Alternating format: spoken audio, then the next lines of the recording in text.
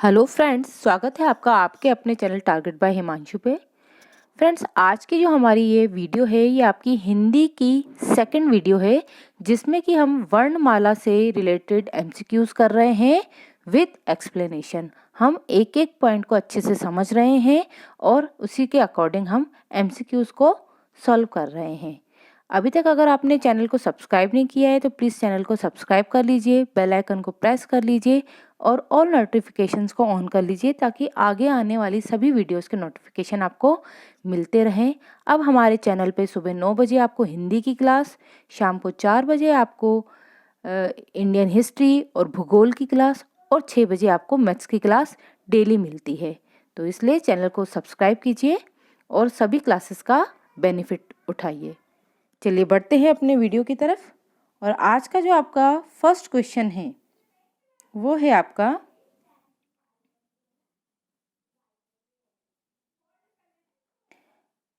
हिंदी वर्णमाला में ऊष्म व्यंजन कौन से हैं।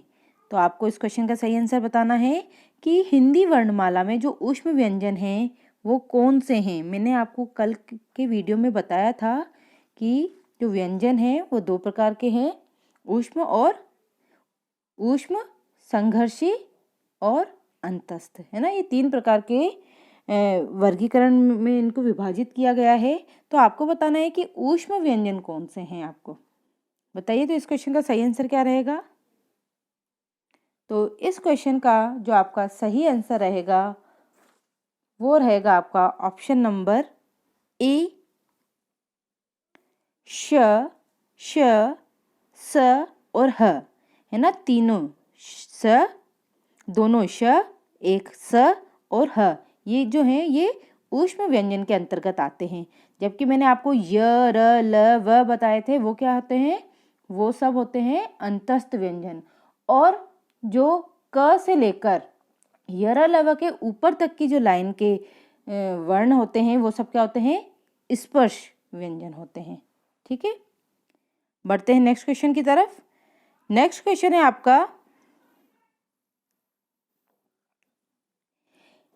हिंदी के जिन वर्णों का उच्चारण करते समय केवल श्वास का उपयोग किया जाता है उन वर्णों को कहते हैं। आपको ऐसे वर्ण बताने हैं हिंदी के जिनके उच्चारण के समय सिर्फ श्वास का उपयोग किया जाता है, मतलब किसी तरह की स्पेशल ध्वनि या नाद का प्रयोग नहीं होता है, नाद उत्पन्न नहीं होती है, सिर्फ श्वास के माध्यम से ही उसका उच्चारण किया जाता है। तो बताइए ऐसे शब्दों को क्या कहते हैं, ऐसे व्यंजनों को क्या कहते हैं हम। ऐसे व्यंजनों को कहा जाता है, इसका आंसर रहेगा आपका ऑप्शन ए, अघोष। ठीक है ना, मतलब जिनके उच्चारण के समय आपके मुख से अधिक प्राण वायु का प्रवाह ना होता हो, जिनको बड़ी आसानी से उच्चारित किया जा सके, है ना, जिनके उच्चारण में कोई अतिरिक्त नाद उत्पन्न नहीं हो और सिर्फ श्वास के माध्यम से जिनका उच्चारण किया जाए, ऐसे वर्णों को हम क्या कहते हैं, अघोष वर्ण कहते हैं। ठीक है, चलिए बढ़ते हैं नेक्स्ट क्वेश्चन की तरफ। अगला क्वेश्चन है आपका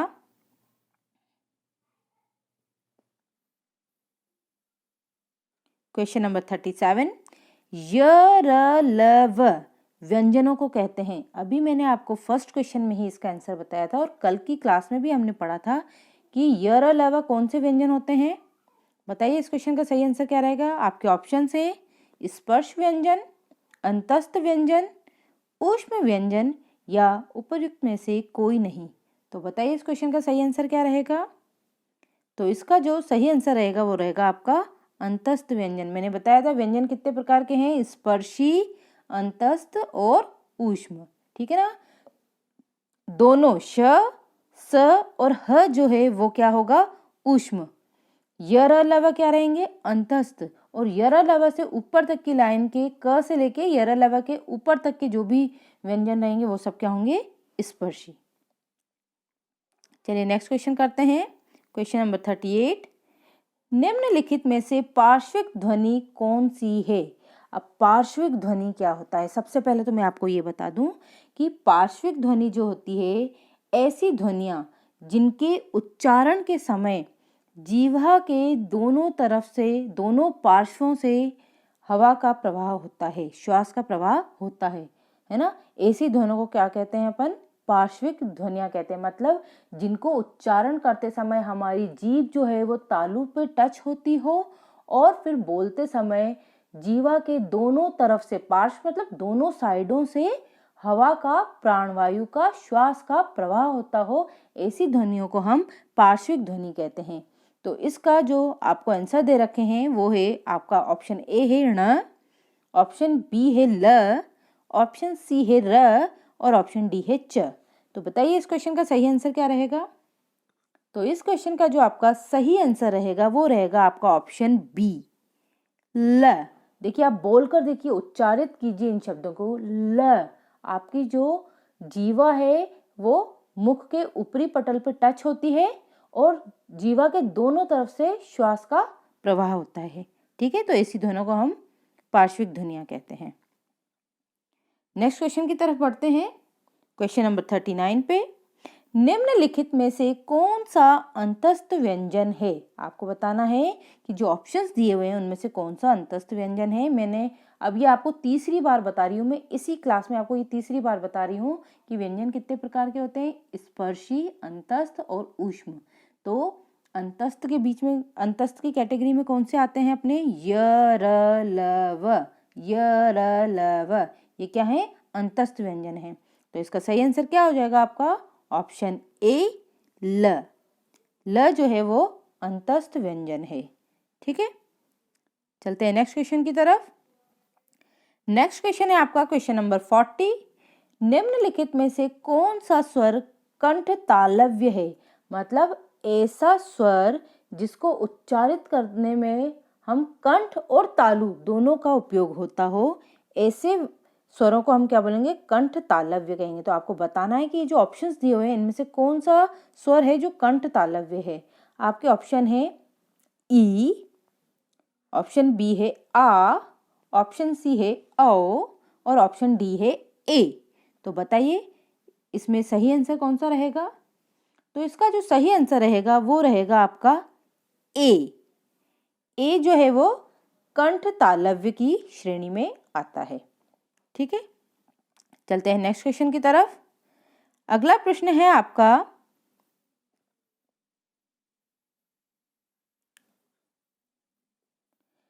ट वर्ग उच्चारण की दृष्टि से किस प्रकार की ध्वनि है? आपको बताना है जो ट है वो उच्चारण की दृष्टि से किस प्रकार की ध्वनि है। अब मैंने आपको कल की क्लास में बताया था कि जो अपनी उच्चारण स्थान होते हैं इनके आधार पर भी इन्हें विभाजित किया गया है वर्णों को।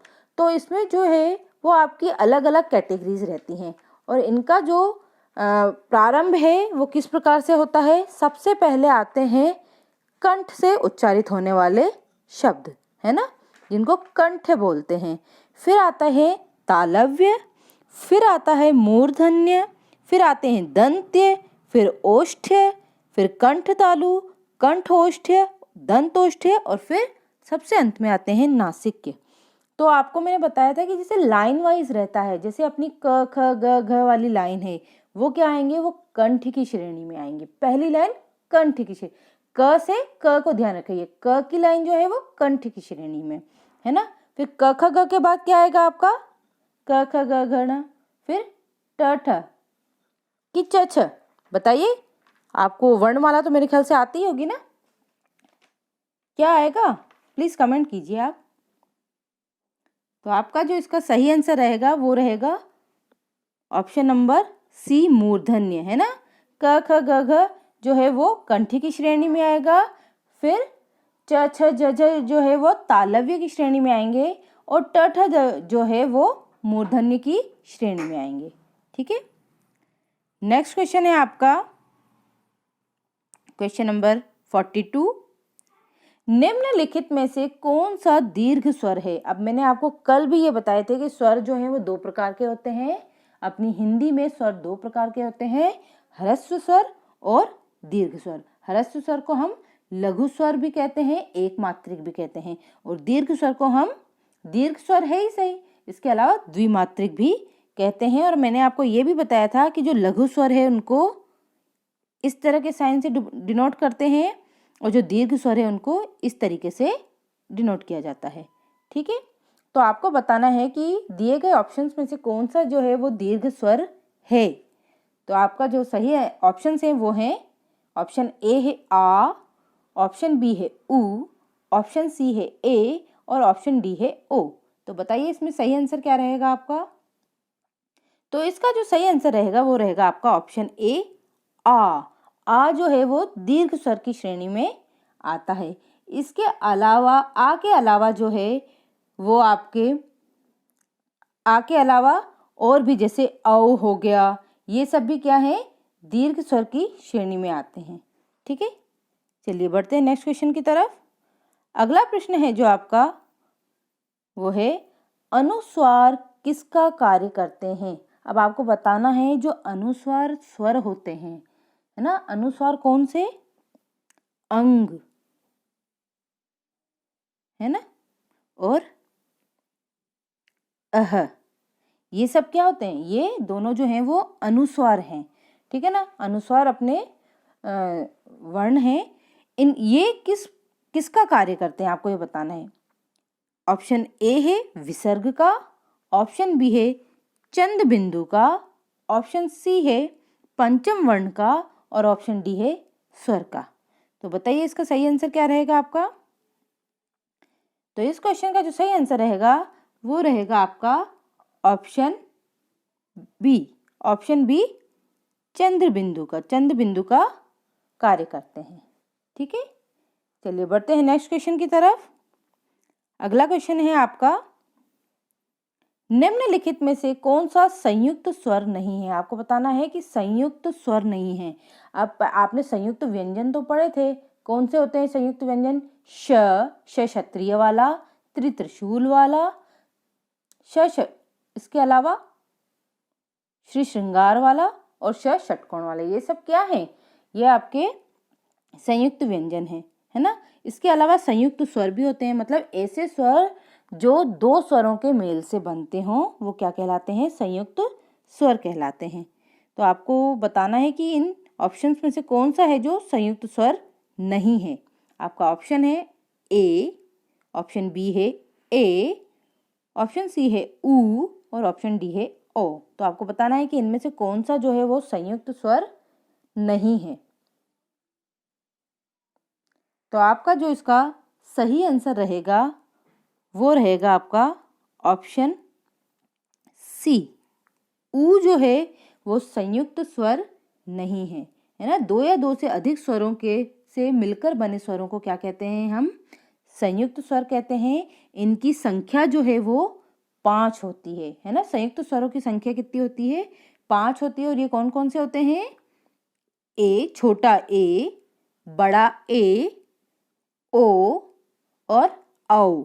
ये क्या है, ये सभी संयुक्त स्वर की श्रेणी में आते हैं, जबकि बड़ा ऊ जो है वो संयुक्त स्वर की श्रेणी में नहीं आता है। छोटा आता है, छोटा ऊ आता है, पर बड़ा ऊ संयुक्त स्वर की श्रेणी में नहीं आता है। चलिए बढ़ते हैं नेक्स्ट क्वेश्चन की तरफ। निम्नलिखित में से कौन सा वर्ण दंत्य नहीं है। दंत्य मतलब जिनको उच्चारित करते समय हमारी जो जीवा है वो दांतों से टच ना होती हो, है ना, उन्हें दंत्य नहीं है बताना है ना। मतलब जिनको उच्चारित करते समय दांतों से हमारी जीवा टच न हो रही हो। अब आप इन वर्णों को उच्चारित करके देखिए, ऑप्शंस में जो वर्ण दिए हुए हैं, जैसे आपका ऑप्शन ए है त, अपन त बोल रहे हैं तो अपने दांतों से अपनी जीवा टच हो रही है। त, द के उच्चारण में भी हो रही है, ल और य। तो बताइए इनमें से कौन सा है जो वो दंत्य नहीं है। बताइए इसका सही आंसर क्या रहेगा। इस क्वेश्चन का जो सही आंसर रहेगा वो रहेगा आपका ऑप्शन डी, य, है ना। त, द और ल तीनों के उच्चारण में हमारी जीवा जो है वो दांतों से टच हो रही है, ठीक है, जबकि य के उच्चारण में ऐसा नहीं हो रहा है। चलिए बढ़ते हैं नेक्स्ट क्वेश्चन की तरफ। नेक्स्ट क्वेश्चन है आपका हिंदी स्वरों का वर्गीकरण जब जीभ के भाग के आधार पर किया जाता है तो निम्न में से कौन सा भेद इसके अंतर्गत नहीं आता है। मैंने आपको पिछली क्लास में बताया था कि जीभ के उच्चारण उच्चारण के समय जीभ के कौन से भाग पे जोर पड़ रहा है, इसके आधार पर जो हमारे वर्ण हैं वो 3 भागों में विभक्त हैं। कौन कौन से? अग्र, मध्य और पश्च। ठीक है ना। तो इसमें जो अपने ऑप्शंस दिए हुए हैं उसमें ऑप्शन ए है अग्र स्वर, ऑप्शन बी है मध्य स्वर और ऑप्शन सी है पश्च स्वर। तो ये तीनों जो हैं वो इस वर्गीकरण के अंतर्गत आते हैं, जबकि विवृत जो स्वर है वो इस वर्गीकरण में नहीं आते हैं। तो आपका जो सही उत्तर रहेगा वो रहेगा विवृत स्वर। ठीक है। नेक्स्ट क्वेश्चन है आपका,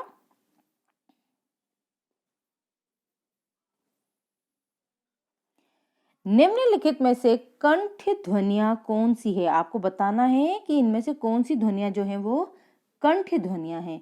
अभी मैंने आपको थोड़ी देर पहले बताया था कि कंठ क से क को हम मैच करेंगे, है ना। प्रत्येक वर्णमाला की पहली लाइन के जितने भी वर्ण होते हैं वो सभी कंठ होते हैं, कंठ की श्रेणी में आते हैं। ठीक है। उसके बाद वाली जो लाइन है क के बाद वाली च छ झ वाली वो है वो तालव्य में आएंगी, फिर ट ठ ड वाली मूर्धन्य में आएंगी, है ना। फिर त थ द ध न वाली दंत में आती हैं, है ना। तो ये जो है इसमें आपके ऑप्शंस दिए हुए हैं। ए है आपका क और ख, ऑप्शन बी है आपका य और र, ऑप्शन सी है आपका च और ज और ऑप्शन डी है आपका ट और ञ। तो बताइए कौन सी ध्वनियां हैं जो कंठ हैं? तो इस क्वेश्चन का जो सही आंसर रहेगा वो रहेगा आपका ऑप्शन ए क और ख। ठीक है। नेक्स्ट क्वेश्चन पे चलते हैं अपन, क्वेश्चन नंबर 48 पे। निम्न में से उच्चारण स्थान के आधार पर मूर्धन्य व्यंजन कौन से हैं? अब मूर्धन्य कौन से आएंगे? पहले आएगा कंठ, फिर आएगा तालव्य, फिर आएगा मूर्धन्य। मतलब वर्णमाला की जो थर्ड लाइन है उसके सारे वर्ण जो हैं वो मूर्धन्य की श्रेणी में आते हैं। तो बताइए इसमें से थर्ड लाइन के वर्ण कौन से हैं? कमेंट कीजिए इसका आंसर। तो इसका जो आपका आंसर रहेगा वो रहेगा आपका आंसर नंबर सी, है ना। ड और ढ ये जो है ये मूर्धन्य की श्रेणी में आते हैं। ठीक है। चलिए बढ़ते हैं नेक्स्ट क्वेश्चन की तरफ। और अभी तक जिसने क्लास को लाइक नहीं किया है प्लीज़ लाइक कर दीजिए, क्लास को शेयर कर दिया कीजिए ताकि इस तरह की क्लासेस का बेनिफिट आपके फ्रेंड्स को भी मिलता रहे। ठीक है। नेक्स्ट क्वेश्चन है आपका, निम्नलिखित में से अल्प प्राण वर्ण कौन से हैं? आपको बताना है कि अल्प प्राण वर्ण कौन से हैं। अब अल्प प्राण कौन से होते हैं, है ना। 2 प्रकार से वर्गीकृत किया गया है व्यंजनों को और स्वरों को। अल्प प्राण मतलब ऐसे स्वर या व्यंजन या ऐसे वर्ण जिनको उच्चारित करते समय सिर्फ श्वास का प्रयोग होता हो, है ना, जो सिर्फ श्वास के माध्यम से उच्चारित हो जाते हों, कोई नाद या मतलब कोई विशेष ध्वनि उत्पन्न नहीं होती हो। जबकि महाप्राण क्या होते हैं? जिनको उच्चारित करने में हमें अधिक, है ना, दबाव का प्रयोग करना पड़ता हो। ठीक है ना, वो क्या कहलाएंगे? महाप्राण कहलाएंगे। तो आपको बताना है कि जो ये ऑप्शंस दिए हुए हैं इनमें से कौन से अल्प प्राण हैं। आपके ऑप्शन से ऑप्शन ए है अ और आ, ऑप्शन बी है क और ग, ऑप्शन सी है थ और ध और ऑप्शन डी है फ और भ। तो बताइए इस क्वेश्चन का सही आंसर क्या रहेगा, है ना। इसकी मैंने आपको एक शॉर्ट ट्रिक भी बताई थी अल्प प्राण और महाप्राण की पिछली क्लास में। देखिए अल्प प्राण जो होते हैं वो सब क्या होते हैं, किसी को पता है? अल्प प्राण जो होते हैं वो वर्णमाला के जो विषम वर्ग होते हैं, है ना। विषम वर्ग मतलब पहला वर्ग, खड़ा वर्ग की बात करें मैं, ऊर्ध्वाधर जो रहता है जैसे क, फिर च, फिर ट, है ना। तो जो वर्णमाला के जो विषम वर्ग होते हैं मतलब पहला वर्ग, तीसरा वर्ग और पांचवा वर्ग, इसके साथ साथ जितने भी अंतस्थ व्यंजन होते हैं जैसे यर लव जो हैं वो सब आते हैं अल्प प्राण के अंतर्गत आते हैं। जबकि वर्णमाला के जो सम वर्ग होते हैं यानी 2 और 4 जो होते हैं वो महाप्राण के अंतर्गत आते हैं। तो अब देखिए मैंने इतना आपको बता दिया, तो अब बताइए इनमें से कौन सा जो है वो अल्प प्राण रहेगा। तो इस क्वेश्चन का जो सही आंसर रहेगा वो रहेगा आपका, बताइए जल्दी क्या ऑप्शन रहेगा इसका आंसर। इसका जो ऑप्शन रहेगा, देखिए इसमें क्या है, थोड़ा सा कंफ्यूजिंग है। इसमें क्या है, जो ये ग दे रखा है ना वो अल्प प्राण के अंतर्गत आता है और क भी आता है। जबकि जितने भी स्वर होते हैं अ और आ भी जो है वो भी अल्प प्राण के अंतर्गत आते हैं। तो इसका जो आंसर रहेगा वो आपका दोनों ए और बी दोनों ही सही आंसर रहेंगे। ठीक है, चलिए बढ़ते हैं नेक्स्ट क्वेश्चन की तरफ। नेक्स्ट क्वेश्चन है आपका क्वेश्चन नंबर 50। निम्न शब्दों में से नवीन विकसित ध्वनियां कौन सी? आपको बताना है कि ऐसी ध्वनियां जो कि हमारी जो ट्रेडिशनल वर्णमाला है उसके अंतर्गत नहीं आती हैं, वो व्युत्पन्न की गई हैं या फिर विदेशी भाषा से ली गई हैं। तो बताइए इसमें से सही आंसर क्या रहेगा आपका? आपका ऑप्शन ए है ख, ग, ऑप्शन बी है उ, ऑप्शन सी है ए, औ, और ऑप्शन डी है श और स। तो देखिए आप थोड़ा सा अगर आप अंदाजा लगाएं तो आपका ऑप्शन आंसर जो है वो बिल्कुल आपके सामने है। इसका उत्तर रहेगा आपका ऑप्शन ए ख और ग। ये जो शब्द हैं, है ना, जो ये वर्ण है ख और ग, देखिए इनके नीचे क्या लगी हुई है, इस प्रकार से ये बिंदु लगा हुआ है। ठीक है, इस बिंदु को क्या कहते हैं? नुक्ता कहते हैं, है ना, इन्हें क्या कहा जाता है? नुक्ता। और इस प्रकार के जो वर्ण हैं ये मुख्य रूप से अरबी और फारसी भाषा को लिखने में प्रयोग किए जाते हैं। ठीक है, तो ये जो है वो नवीन विकसित ध्वनियां कहलाती हैं। जैसे हम कहते हैं ना गजल, तो गजल क्या है, उसमें ज के नीचे नुक्ता यानी बिंदु लगता है, ये जो बिंदु लगाया जाता है ना इसको नुक्ता कहते हैं। तो ये जो है ये नवीन विकसित ध्वनियां हैं। ठीक है, चलिए बढ़ते हैं नेक्स्ट क्वेश्चन की तरफ। नेक्स्ट क्वेश्चन है आपका क्वेश्चन नंबर 51। निम्न में से कौन सा घोष वर्ण है? ठीक है ना, अब आपको बताना है कि इनमें से कौन सा है जो वो घोष वर्ण है, मतलब ऐसा वर्ण जिसको उच्चारित करने में श्वास और नाद दोनों उत्पन्न होते हो, श्वास का प्रवाह भी बहुत ज्यादा होता हो और एक विशेष ध्वनि भी उत्पन्न होती हो। ऐसे वर्णों को हम क्या कहते हैं? घोष वर्ण कहते हैं। ठीक है, अब ये कौन से होते हैं? देखिए जो वर्णमाला का पहला और दूसरा वर्ग होता है वो अघोष होता है, और तीसरा चौथा पांचवा जो होता है वो सघोष या घोष कहलाता है। तो बताइए इस क्वेश्चन का सही आंसर क्या रहेगा आपका? तो इसका जो सही आंसर रहेगा वो रहेगा आपका ऑप्शन नंबर सी, म, है ना। म जो है वो तीसरे चौथे और पांचवें वर्ग में आ रहा है ना। हमारी वर्णमाला में कुल 31 वर्ण जो हैं वो घोष की श्रेणी में आते हैं। ठीक है, चलिए बढ़ते हैं नेक्स्ट क्वेश्चन की तरफ।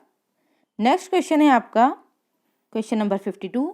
निम्न में से एक वर्ण व्यंजन नहीं है। आपको बताना है जो ऑप्शन दिए हैं उनमें से कौन सा वर्ण है जो व्यंजन की श्रेणी में नहीं आता है। टू सिंपल है ना, फटाफट इसका आंसर दीजिए। आपके ऑप्शन है उ, ऑप्शन बी है ख, ऑप्शन सी है र और ऑप्शन डी है य। तो इसका जो उत्तर रहेगा वो रहेगा उ। उ क्या है?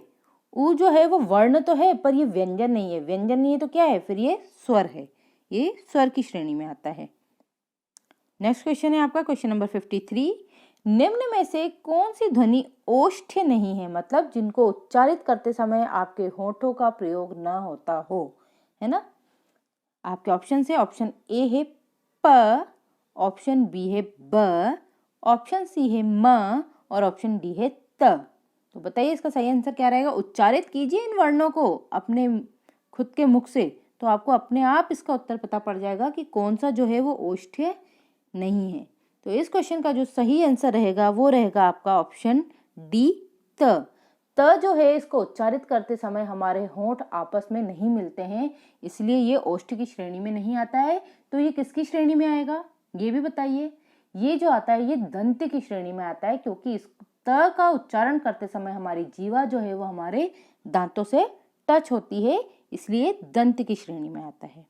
ठीक है, नेक्स्ट है आपका क्वेश्चन नंबर 54। निम्नलिखित में से नासिक व्यंजन कौन सा है? आपको बताना है ऐसा कौन सा व्यंजन है जिसको उच्चारित करते समय मुख के साथ साथ हम नाक से भी ध्वनि उत्पन्न होती है। आपके ऑप्शंस हैं, ऑप्शन ए है प, ऑप्शन बी है य, ऑप्शन सी है ग और ऑप्शन डी है ज। तो बताइए किसको उच्चारित करते समय आपकी नाक से ध्वनि निकल रही है? तो इसका जो सही आंसर रहेगा वो रहेगा आपका य। देखिए बोल के देखिए आप इसे, य अपने आप आपकी नाक से भी ध्वनि उत्पन्न हो रही है। तो ये क्या होंगे? नासिक के व्यंजन होंगे। ठीक है, नेक्स्ट है आपका क्वेश्चन नंबर 55। ए और ए वर्ण क्या कहलाते हैं? अब आपको बताना है कि ये कौन सी श्रेणी में आते हैं। ये आपको ऑप्शन दिए हुए हैं, नासिक्य में, मूर्धन्य में, ओष्ठ में या कंठ तालव्य में। तो बताइए इस क्वेश्चन का सही आंसर क्या रहेगा। तो इस क्वेश्चन का जो सही आंसर रहेगा वो रहेगा कंठ तालव्य। ए और ए जो है वो कंठ तालव्य वर्ग में आते हैं। चलिए बढ़ते हैं नेक्स्ट क्वेश्चन की तरफ। नेक्स्ट है इसका आपका 56, क्वेश्चन नंबर 56। निम्नलिखित में से किसे हिंदी की मानक वर्णमाला में स्थान नहीं दिया गया है।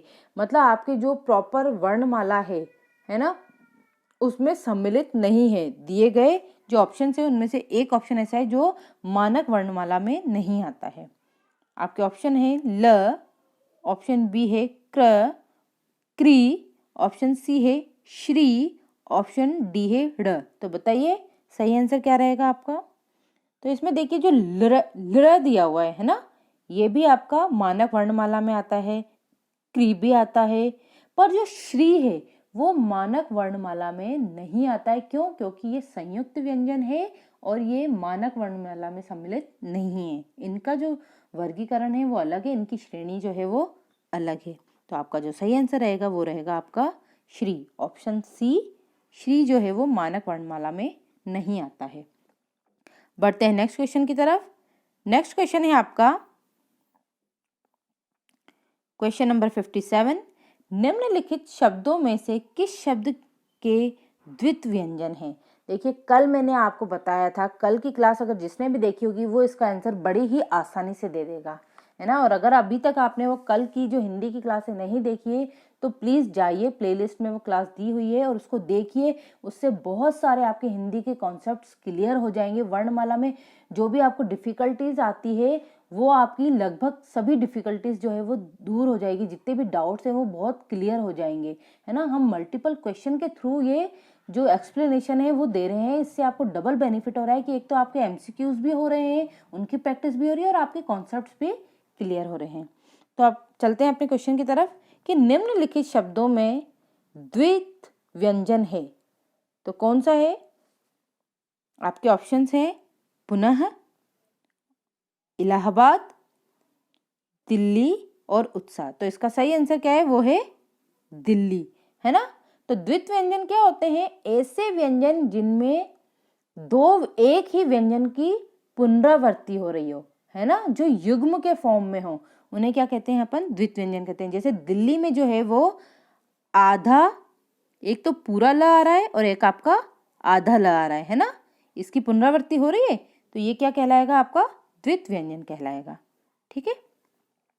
नेक्स्ट क्वेश्चन है आपका श, स और ह, ये कौन से व्यंजन है। अभी फर्स्ट जो आपका क्वेश्चन था उसमें ये चीज आपकी बिल्कुल क्लियर थी। तो बताइए इसका सही आंसर क्या रहेगा। आपके ऑप्शंस हैं प्रकंपी व्यंजन, स्पर्शी व्यंजन, स्पर्श व्यंजन और ऊष्म संघर्षी व्यंजन। बताइए तो इसका सही आंसर क्या रहेगा। इसका जो सही आंसर रहेगा वो रहेगा आपका ऑप्शन डी, ऊष्म व्यंजन। ठीक है ना, ऊष्म संघर्षी व्यंजन है। बढ़ते हैं नेक्स्ट क्वेश्चन की तरफ। नेक्स्ट है आपका क्वेश्चन नंबर 59। श ध्वनि किस स्वर के अंतर्गत आती है। आपको बताना है श क्षत्रिय वाला जो है वो कौन से स्वर के अंतर्गत आते हैं। आपका ऑप्शन है, ऑप्शन ए है मूल स्वर, ऑप्शन बी है आपका घोष वर्ण, ऑप्शन सी है संयुक्त वर्ण और ऑप्शन डी है तालव्य। तो बताइए इस क्वेश्चन का सही आंसर क्या रहेगा आपका। तो इसका जो सही आंसर रहेगा वो रहेगा आपका ऑप्शन सी, संयुक्त वर्ण, है ना।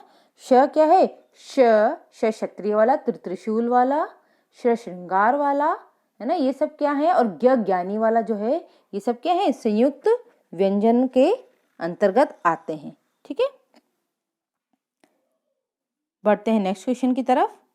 अगला प्रश्न है आपका ज्ञ वर्ण किन वर्णों के संयोग से बना है। देखिए संयुक्त व्यंजन क्या होते हैं, ऐसे व्यंजन जो दो व्यंजनों के मिलाप से बनते हों। तो जो ज्ञानी वाला जो वर्ण है ना, संयुक्त व्यंजन है ये किन दो वर्णों के मिलने से बनता है। आपके ऑप्शन है, ऑप्शन ए है ज और य, ऑप्शन बी है ज और ज के नीचे मतलब हलंत है और य, ऑप्शन सी है ज और ध, और ऑप्शन डी है ज और न्य। तो बताइए इसका सही आंसर क्या रहेगा। तो इसका जो सही आंसर रहेगा वो रहेगा आपका ऑप्शन बी ज और य। देखिए ज के नीचे हलंत है, इसका मतलब क्या है, ये एक शुद्ध व्यंजन है, मतलब अकेला व्यंजन है। पर जब व्यंजनों का उच्चारण किया जाता है वो हमेशा स्वरों के माध्यम से ही किया जाता है ना। तो अगर जैसे आपने लिखा है ज, तो ये जो है इसके अंतर्गत क्या क्या है, ज ये अकेला जो है ये सिर्फ अकेला ज नहीं है, इसमें एक तो ज व्यंजन है और अ स्वर भी स्थित है। तो जब ज से अ को अलग कर दिया जाता है तो सिर्फ क्या बचता है, अपना हलंत वाला ज बचता है। ठीक है ना। आई थिंक आपको ये बात पता होगी, और नहीं पता है तो अब पता चल गई। तो आपका जो सही आंसर रहेगा वो रहेगा ज और य। ठीक है, बढ़ते हैं नेक्स्ट क्वेश्चन की तरफ। नेक्स्ट क्वेश्चन है आपका, निम्नलिखित में से अघोष वर्ण कौन सा है। आपको बताना है कि अघोष कौन सा है। अभी दोबारा रिपीट हो रहा है, अगेन टू अगेन अलग अलग तरीके से ये क्वेश्चंस पूछे जा रहे हैं ताकि आपको एकदम पक्के हो जाएं। तो बताइए अघोष का मैंने आपको क्लासिफिकेशन किस प्रकार से बताया था। वर्णमाला के कौन सा वर्ग है जो अघोष के अंतर्गत आता है, बताइए, कमेंट कीजिए। वर्ग, तो इसका सही आंसर रहेगा वो रहेगा आपका ऑप्शन नंबर 61 का ऑप्शन नंबर डी। स जो है वो अघोष वर्ण है। ठीक है ना। अघोष वर्ण क्यों है, क्योंकि ये वर्ग पहला और दूसरे के जो भी वर्ग पहला और दूसरा और सभी ऊष्म व्यंजन सिर्फ ह को छोड़कर वो सभी क्या होते हैं, अघोष की श्रेणी में आते हैं। मतलब वर्णमाला का पहली लाइन क च छ है ना, क च ट वाली जो लाइन है और दूसरी ख है ना, ख से जो स्टार्ट होती है वो लाइन जो है वो अघोष, इसके साथ साथ प्लस जितने भी ऊष्म व्यंजन होते हैं ना, जैसे श श और स, ह को छोड़कर ये सब क्या है, अघोष के अंतर्गत आते हैं। ठीक है, बढ़ते हैं नेक्स्ट क्वेश्चन की तरफ। अगला प्रश्न है आपका, घ का उच्चारण स्थान क्या है। अभी मैंने आपको बताया था कि जैसे क कंठ से क वाली लाइन, तालव्य से च वाली लाइन, मूर्धन्य से ठ वाली लाइन। तो जो घ है वो किस में आता है ना, वो क वाली लाइन में आता है, पहली लाइन में आता है ना। तो इसका जो सही आंसर रहेगा वो रहेगा अपना कंठ्य, है ना। अगला क्वेश्चन है अपना, निम्न में से संयुक्त व्यंजन कौन सा है। आपको बताना है कि संयुक्त व्यंजन कौन सा है। अभी मैंने आपको जस्ट थोड़ी देर पहले अपन ने इसका विच्छेद भी देखा है और इनकी डेफिनेशन से भी समझा है ना। आपके ऑप्शन है ढ, ज्ञ, ण और ऋण। बताइए सही आंसर क्या रहेगा। तो आपका जो सही आंसर रहेगा वो रहेगा ज्ञ ज्ञानी वाला, जो कि ज और य से मिलकर बनता है। ठीक है, चलिए बढ़ते हैं नेक्स्ट क्वेश्चन की तरफ।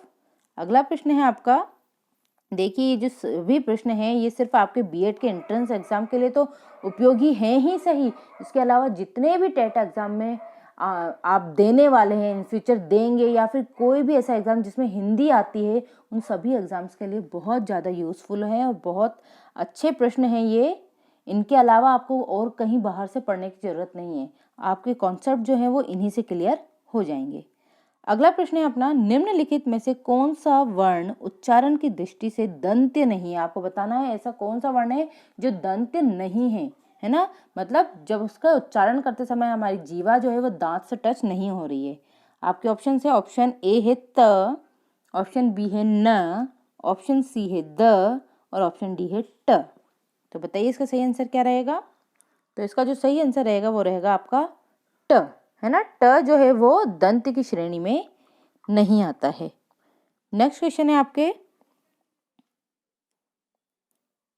क्वेश्चन नंबर 65, कौन सा अमानक वर्ण है। ऐसा कौन सा वर्ण है जो अमानक है, जिसको वर्णमाला में स्थान नहीं मिला है।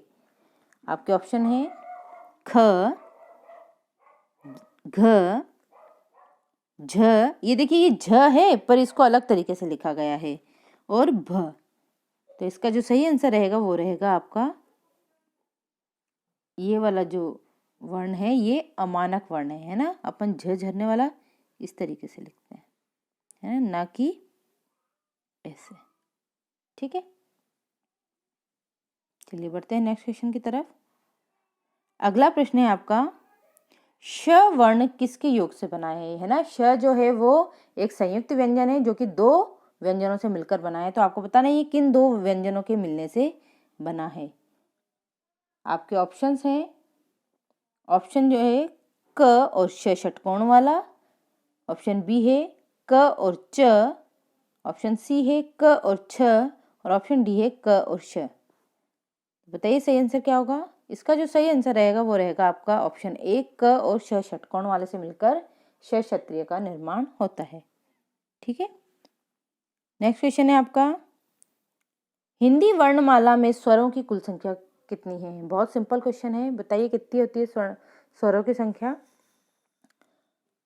ऑप्शन आपका ऑप्शन है 10, 11, 12 या 13। इसका सही आंसर रहेगा आपका ऑप्शन बी 11। 11 कौन कौन से, अ, आ, ई, ए, ओ, औ और री, ये जो हैं ये हमारे स्वर हैं, है ना, जिनकी संख्या कुल 11 है। नेक्स्ट क्वेश्चन है आपका, निम्नलिखित में से कौन सा स्वर नहीं है। आपको बताना है कि इन ऑप्शंस में से कौन सा है जो स्वर नहीं है। ऑप्शन है आपके अ, उ, ए और ज। तो बताइए इसका सही आंसर क्या रहेगा। इसका सही आंसर है वो है ज। ज एक स्वर नहीं है बल्कि ये एक व्यंजन है। नेक्स्ट क्वेश्चन है आपका, निम्नलिखित में से कौन सा ट वर्ग का नहीं है। ट कौन सा होता है, ट जो है वो मूर्धन्य के अंतर्गत आते हैं, और कौन सा है जो ट की लाइन में नहीं आता है। ऑप्शन है आपके ठ, ड, ण और घ। तो ये बड़ा ही सिंपल प्रश्न है, इसका उत्तर रहेगा ऑप्शन डी घ। घ जो है वो क वाली लाइन में आता है, ठीक है, ना कि ट की लाइन में। नेक्स्ट क्वेश्चन है आपका, निम्नलिखित में से कौन सा पश्च स्वर है, मतलब जिनको उच्चारण करते समय जीवा के पिछले भाग का उपयोग होता है, वहां कंपन उत्पन्न होता है और जीवा के पिछले भाग में जोर पड़ता है। आपके ऑप्शन है आ, ब, ज और ढ। तो बताइए इसका सही आंसर क्या रहेगा। इसका जो सही आंसर रहेगा वो रहेगा आपका आ। आ जो है वो पश्च स्वर के अंतर्गत आते हैं। इसके अलावा जो है वो आपका आ, उ, छोटा उ और बड़ा उ, ओ, औ और आ मतलब जैसे आप जो लगभग अपन इंग्लिश के शब्द लिखते हैं ना, जिसके ऊपर इस तरीके से अपन लगा देते हैं, है ना, चंद्र बिंदु के जैसा जो रहता है, इसको भी अपन औ ही पढ़ते हैं। जैसे ऑनर लिखना हो तो अपन इस तरीके से लिखते हैं। ये भी जो है वो पश्च स्वर के अंतर्गत आता है। ठीक है, नेक्स्ट क्वेश्चन है अपना, खड़ी पाई वाले व्यंजनों का संयुक्त रूप कैसे बनाया जाना चाहिए, है ना। अब खड़ी पाई वाले व्यंजन क्या होते हैं ना, एज सिंपल मैं आपको बता रही हूँ, ज्यादा किसी आपको टिपिकल परिभाषा में नहीं जाना है। आपको खड़ी पाई वाले क्या होते हैं, ऐसे वर्ण जिसमें खड़ा डंडा आता हो, जैसे कि अपना क लिखा, ख लिखा। ठीक है, तो इनमें ये जो खड़ा डंडा है ना, ये क्या है, खड़ी पाई। मतलब आप ऐसे समझ लीजिए अपने मन में, पाई मतलब पैर, जिनमें एक खड़ा पैर हो, ऐसे वर्णों को अपन क्या बोलते हैं, खड़ी पाई वाले वर्ण कहते हैं।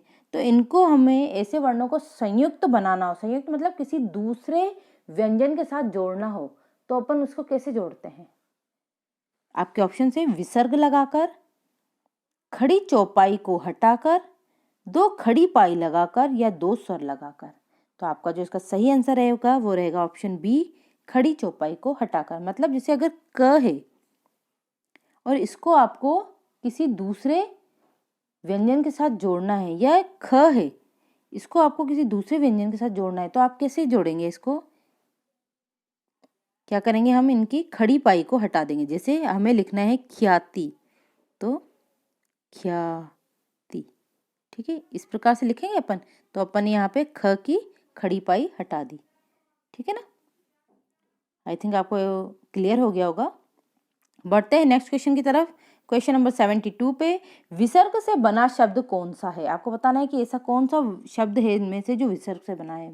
बड़ा ही सिंपल है, देखते ही आप बता देंगे। इसका सही आंसर जो रहेगा वो रहेगा आपका ऑप्शन बी, निस्प, है ना। इसमें देखें न के बाद ये जो दो बिंदु हैं वो क्या हैं, विसर्गी तो हैं।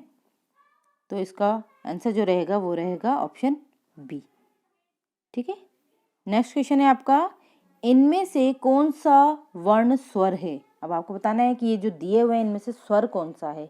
आपके ऑप्शन है, ऑप्शन ए है ए एडी वाला, बड़ी ए, ऑप्शन बी है ल, आधा ल, ऑप्शन सी है क, और ऑप्शन डी है ल, है ना। तो बताइए इसका सही आंसर क्या रहेगा। तो इस क्वेश्चन का जो आपका सही आंसर रहेगा, आपको ज़्यादा कंफ्यूज नहीं होना है, इसका सही आंसर जो रहेगा वो ए एडी वाला ही रहेगा। ठीक है, बढ़ते हैं नेक्स्ट क्वेश्चन की तरफ। निम्नलिखित में से अंतस्थ व्यंजन कौन सा है। आपको बताना है, देखिए मैंने बताया था अंतस्थ व्यंजन कौन से होते हैं, य र ल व। तो इसका जो सही आंसर रहेगा वो यह हो जाएगा आपका ऑप्शन बी, यह जो है वो अंतस्थ व्यंजन है। ठीक है, अच्छा स कौन सा है ये बताइए। स जो है वो ऊष्म है ना। ट जो है वो मूर्धन्य है ना। और ड जो है वो कंठ है। सॉरी, ये जो है वो किस में आएगा, ण नहीं है, ये ड है ना। तो क्या आएगा, ये भी मूर्धन्य के अंतर्गत आएगा। ठीक है, नेक्स्ट क्वेश्चन है आपका,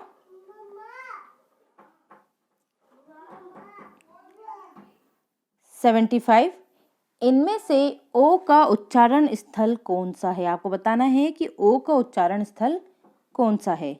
आपके ऑप्शन है, ऑप्शन ए है दंत, ऑप्शन बी है मूर्धा, ऑप्शन सी है दंत, और ऑप्शन डी है ओष्ठ। इसमें देखिए दंत 2 बार आ गया, इसको आप कट कर लीजिए। ठीक है ना। अब बताइए इन तीनों में से कौन सा आपका सही ऑप्शन रहेगा। तो आपका जो सही आंसर रहेगा वो रहेगा कंठ ओष्ठ, है ना। ओ, देखिए उच्चारण कीजिए, कंठ से भी आवाज निकले और आपके होंठ जो है वो भी राउंड शेप में हो जाते हैं ना, ओ।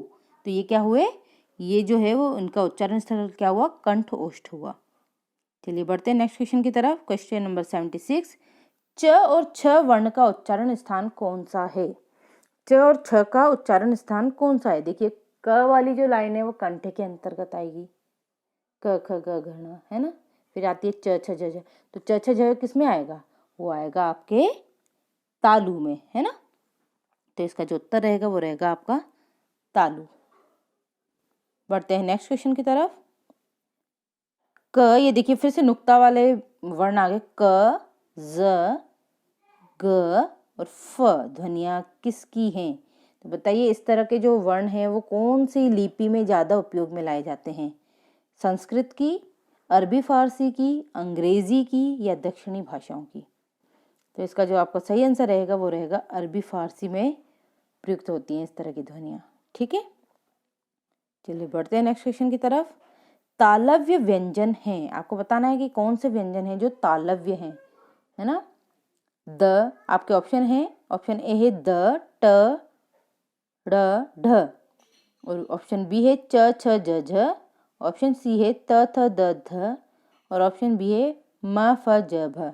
तो बताइए इसका सही आंसर क्या रहेगा। इसका जो आपका सही आंसर रहेगा वो रहेगा आपका ऑप्शन बी, मतलब वर्णमाला की दूसरी लाइन जो तालव्य की श्रेणी में आते हैं। ठीक है, जिसके उच्चारण के समय अपनी जो जीवा है वो मुख के ऊपरी पटल पर टच होती है ना, ये क्या कहलाएंगे, तालव्य कहलाएंगे। नेक्स्ट क्वेश्चन है आपका, कौन सा वर्ण घोष नहीं है। आपको बताना है कि कौन सा घोष नहीं है। आपके ऑप्शन है र, ल, त और ड़। तो बताइए सही आंसर कौन सा रहेगा आपका। तो इस क्वेश्चन का जो आपका सही आंसर रहेगा वो रहेगा आपका ऑप्शन सी, त।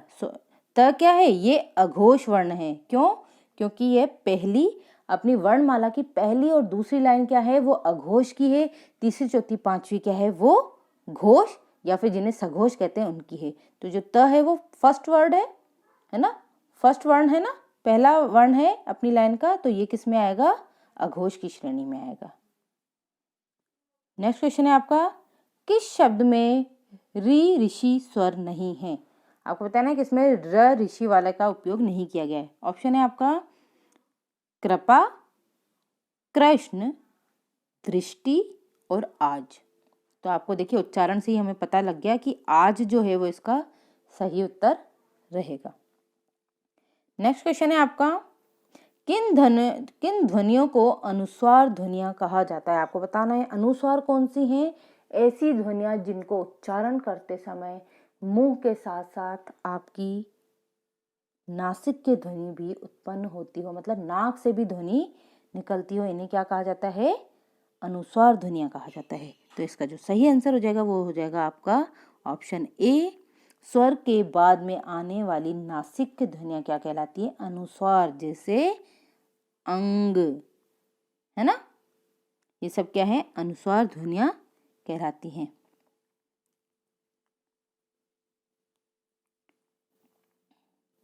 तो आज की जो हमारी क्लास है वो यहीं समाप्त होती है। ये हमारे सोशल मीडिया हैंडलर्स हैं, इन पे आप हमें ज्वाइन कर सकते हैं। और अभी तक जिसने चैनल को सब्सक्राइब नहीं किया है वो प्लीज़ चैनल को सब्सक्राइब कीजिए, बेल आइकन को प्रेस कीजिए और ऑल नोटिफिकेशंस को ऑन कर लीजिए, ताकि आपको बहुत अच्छी जो यूज़फुल और भी ज़्यादा अच्छी क्लासेस आने वाली है उनके पूरा बेनिफिट मिल सके। और प्लीज़ क्लासेस को शेयर किया कीजिए और ज़्यादा से ज़्यादा लोगों को जोड़ने का प्रयास कीजिए। आई होप आपको ये क्लास अच्छी लगी होगी और आगे भी आपके लिए मैं इसी तरह की बहुत अच्छी क्लासेस लाने वाली हूँ। हमारे चैनल पे सुबह 9 बजे हिंदी की क्लास, शाम को 4 बजे भूगोल और इंडियन हिस्ट्री की क्लासेस और शाम को 6 बजे मैथ्स की क्लासेस अभी चल रही हैं। और आगे भी कुछ और भी नई क्लासेस लाइक जनरल जो साइंस है जो आपकी पूछी जाती है, इस तरह की और भी क्लासेस आगे आने वाली हैं। ठीक है, तो चलिए आज के लिए इतना ही। Have a nice day.